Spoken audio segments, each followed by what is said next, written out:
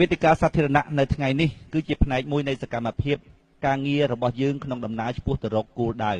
វាគឺជាផ្នែកមួយហើយនៃសកម្មភាពការងារប្រចាំថ្ងៃរបស់យើងដើម្បីឆ្ពោះទៅរកគោលដៅដែលយើងបានកំណត់មុននឹងចាប់ផ្ដើមធ្វើសកម្មភាពការងារណាមួយមនុស្សត្រូវកសាងឲ្យបានមុនដំបូងគេនៅទំនុកចិត្តថាកិច្ចការនោះយើងធ្វើទៅបានសម្រេចក៏ប៉ុន្តែបងប្អូនត្រូវរៀនវិភាគថាតើទំនុកចិត្តមួយវាកើតប្រឆាចការវិភាគប្រកបដោយហេតុផលដែរឬទេមុននឹងចាប់ផ្ដើមធ្វើកិច្ចការអ្វីមួយយើងត្រូវមានទំនុកចិត្តក្នុងខ្លួនយើងជាមុនសិនបើស្នាជាយើងគ្មានទំនុកចិត្តទេយើងមិនដឹងជាចាប់ផ្ដើមធ្វើការងារនោះយ៉ាងម៉េចទេហើយយើងធ្វើទៅវានឹងរប៉ាត់រប៉ាយនៅតាមផ្លូវមិនដល់គោលដៅឡើយដូចយើងយកដីខ្សាច់មួយដៃចឹងយើងគប់ទៅគោលដៅគប់វាអត់ដល់ទេពីព្រោះដីខ្សាច់វារាយប៉ាយកាលណាយើងគ្មានទំនុកចិត្តវាអត់មូលដុំ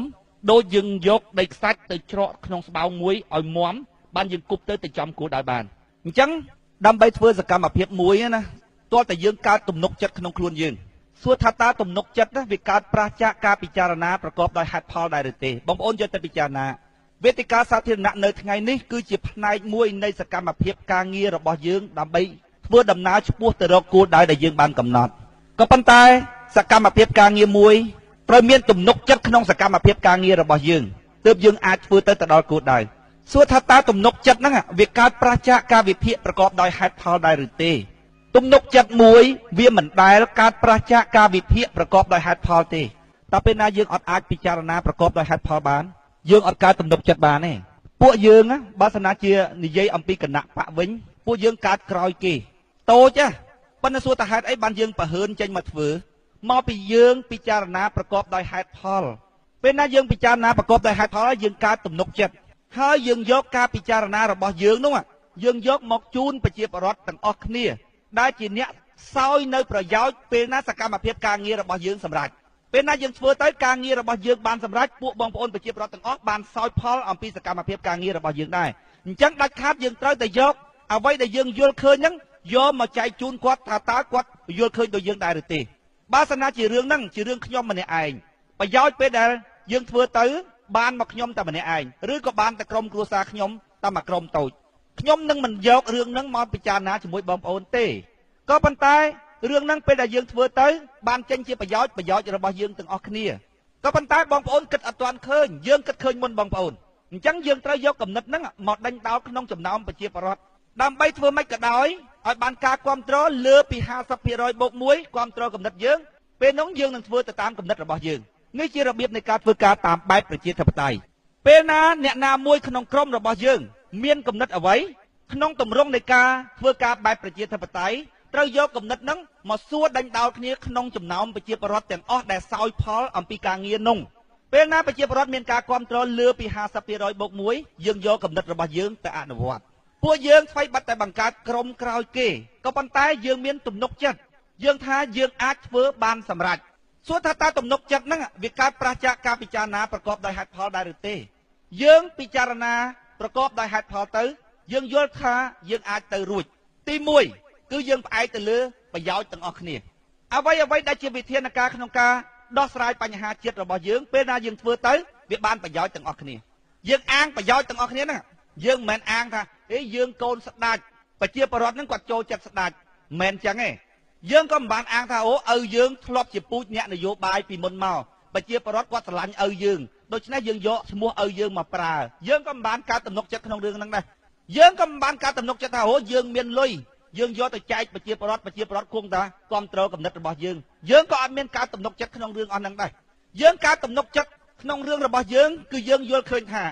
វិធានការក្នុងការដោះស្រាយបញ្ហាប្រទេសជាតិរបស់យើងជាវិធានការត្រឹមត្រូវហើយពេលណាយើងដោះស្រាយទៅវាជាប្រយោជន៍របស់យើងទាំងអស់គ្នា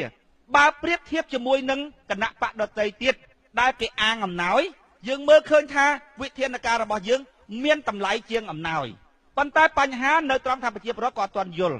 អំណោយជាមួយនឹងវិធានការរបស់យើងគឺវិធានការរបស់យើងមានតម្លៃជាងស៊ីតពូជតកូនតចៅ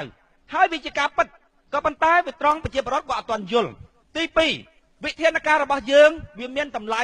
ជាងពូជពងវងតកូលទៀតឧទាហរណ៍ថាគេកើតមកជាកូនស្ដេចហើយគេថាគេយកឈ្មោះរបស់គេជាកូនស្ដេចទៅលក់ការដឹកនាំរដ្ឋមួយយើងវិភាគទៅ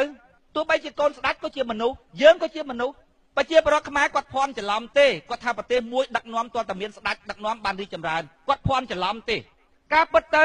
វិធានការគឺការវិភាគចេញពីខួរក្បាលមនុស្សដែលមានប្រាជ្ញាហើយមានប្រាជ្ញាមិនមែនចាំបាច់កូនស្ដេចទេកូនរាជធម្មតាក៏មានប្រាជ្ញាដែរនេះជារឿងសច្ចៈអញ្ចឹងបានយើងយល់ឃើញថាវិធានការរបស់យើងមានតម្លៃជាងអំណោយវិធានការរបស់យើងមានតម្លៃជាងអ្នកដែលអួតពីពូជពងវងតកូលយើងយល់ឃើញថាវិធានការរបស់យើងនឹងអាចប្រកួតប្រជែងជាមួយនឹងអ្នកដទៃបានអាចប្រកួតប្រជែងជាមួយគណៈបកដទៃបានពីព្រោះជាវិធានការមួយដែលពេលណាដោះស្រាយទៅវាជាប្រយោជន៍របស់យើងទាំងអស់គ្នាហើយមានតម្លៃលើសវិធានការរបស់គណៈបកដទៃទៀតគេប្រើអំណោយគេប្រើពូជរបស់គេប្រើតំណែងប្រើតួនាទីដើម្បីស្ទូចយកសកម្មជនហើយអូសយកក្រុមគ្រួសារសកម្មជននិងប្រើសកម្មជនឲ្យដើររកស្លឹកឆ្នោតយើងយល់ឃើញថាវិធានការរបស់យើងក្នុងការដោះស្រាយបញ្ហាប្រទេសជាតិវាមានតម្លៃលើសអ្វីទាំងអស់ដែលគេបានធ្វើពីមុនមកអញ្ចឹងហើយបានជាគណៈបកយើងកើតក្រោយគេយើងប្រហើនហ៊ានធ្វើគេសួរថាហែងប៉ុនអាចចំោះមិនក៏ហ៊ានម្លេះពីព្រោះយើងវិភាគពិចារណាប្រកបដោយហេតុផលយើងថាយើងទៅរួចបន្ទាប់មកទៀតមិញវិធានការអានឹងជារបៀបនៃការដោះស្រាយបញ្ហាយើងមើលឃើញថាវិធានការរបស់យើងនោះវាមានភាពត្រឹមត្រូវមានភាពប្រកបនិយមបន្ទាប់មកទៀតយើងយល់ឃើញថាយើងស្ទាបខ្លួនយើងទៅយើងដឹងហើយយើងក៏ធ្លាប់ប្រស្រ័យតាក់ទងជាមួយអ្នកនយោបាយដទៃទៀតយើងស្ទាបយើងដឹងថាបេះដូងរបស់យើងអត់មានបេះដូងអ្នកនយោបាយផ្សេងប្រកួតបានទេយើងដឹងប៉ុន្តែប្រជាប្រដ្ឋគាត់អត់ទាន់ដឹងទេហើយប្រជាប្រដ្ឋក៏ដើររកអាបេះដូងល្អហ្នឹងប៉ុន្តែគាត់អត់ទាន់ស្គាល់ថាបេះដូងល្អហ្នឹងយ៉ាងម៉េចទេគាត់អត់ដឹងទេថាបេះដូងល្អហ្នឹងរៀងរើវាយ៉ាងម៉េចពេលដែលវានិយាយសភាពរបស់វាយ៉ាងម៉េចហើយបេះដូងហ្នឹងកំពុងតែនៅទីណាគាត់អត់ដឹងទេប៉ុន្តែគាត់ស្វែងវិចអង្គដើររកអានោះទេយើងដឹងថាយើងមានអានោះអញ្ចឹងបានយើងហ៊ានចេញមកប្រកួតក្រោយគេក៏ដោយទី1យើងអាងបេះដូងរបស់យើងមិនត្រឹមតែតំណាងក្នុងក្រុមទេសូម្បីតែប្រជាពលរដ្ឋដែលជាអ្នកស្ម័គ្រចិត្តរបស់យើងហ្នឹងក៏បេះដូងរបស់គាត់អាចប្រកួតប្រជែងលើបេះដូងសកម្មជនរបស់គណៈបកដទៃដែរហើយមនុស្សសំខាន់ណាស់គឺបេះដូងហ្នឹងព្រោះព្រះសម្មាសម្ពុទ្ធលោកប្រាប់ថាអ្វីទាំងអស់ផ្ដើមចេញពីប្រភពវាគឺបេះដូងតែបេះដូងវាមិនស្អាតហើយគឺវាមិនស្អាតហើយកុំថាត្រឹមតែតំណាងរបស់ក្រុមសូម្បីតែអ្នកស្ម័គ្រចិត្តរបស់យើងហ្នឹងក៏បេះដូងរបស់គាត់ហ្នឹងលើបេះដូងសកម្មជនរបស់គណៈបកដទៃដែរយើងមើលអំពីរបៀបនៃការធ្វើការរបស់គាត់យើងអាចដឹងអំពីដួងចិត្តរបស់គាត់បានណាគាត់មកអ្នកស្ម័គ្រចិត្តរបស់យើងមិនដែលទាលុយទេ